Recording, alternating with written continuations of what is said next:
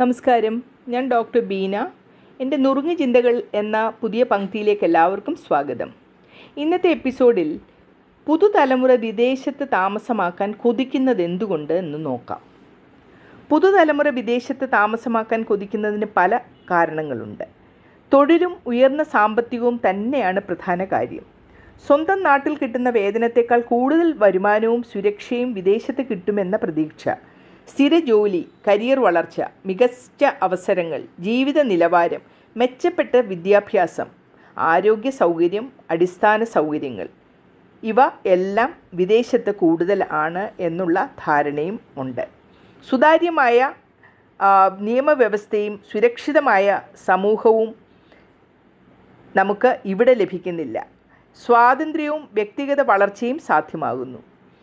സ്വന്തം ജീവിതം സ്വതന്ത്രമായി മുന്നോട്ട് കൊണ്ടുപോകാൻ വിദേശ രാജ്യങ്ങൾ കൂടുതൽ അവസരങ്ങൾ നൽകുന്നു.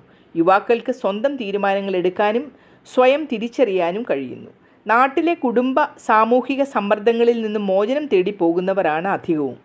അന്തർദേശീയ അനുഭവങ്ങൾ, പുതിയ സംസ്കാരങ്ങളുമായി പരിചയം, വിശാലമായ ചിന്താഗതി എന്നിവ ലഭിക്കുന്നു. പുതിയ സംസ്കാരങ്ങൾ അറിയാനും ലോകം കാണാനും ആഗോള ജീവിതശൈലി സ്വീകരിക്കാനുമുള്ള അമിതമായ ആഗ്രഹവുമുണ്ട്. കുട്ടികൾക്ക് മെച്ചപ്പെട്ട വിദ്യാഭ്യാസവും ഭാവി ഉറപ്പാക്കാൻ മറ്റ് രാജ്യങ്ങൾ കൂടുതൽ സൗകര്യം തുറന്നു തരുന്നു.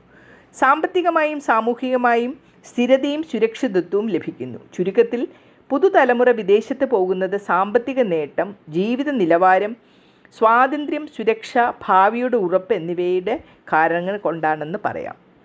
നാട്ടിൽ നിന്ന് അകന്ന് താമസിക്കുമ്പോൾ അവർക്കുണ്ടാകുന്ന നഷ്ടങ്ങൾ എന്തൊക്കെയാണെന്ന് ചിന്തിക്കാം.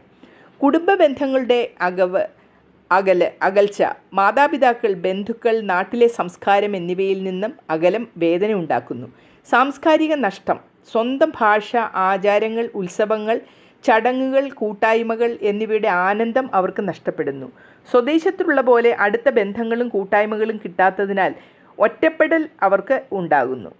പഴയ തലമുറയുടെ വിഷമം കാണേണ്ടി വരുന്നു. കുട്ടികൾ സ്വന്തം നാട്ടിൽ ഇല്ലാതെ പോകുന്നതിൻ്റെ നഷ്ടബോധം മാതാപിതാക്കളിൽ കൂടുതലായി ഉണ്ടാകുന്നു.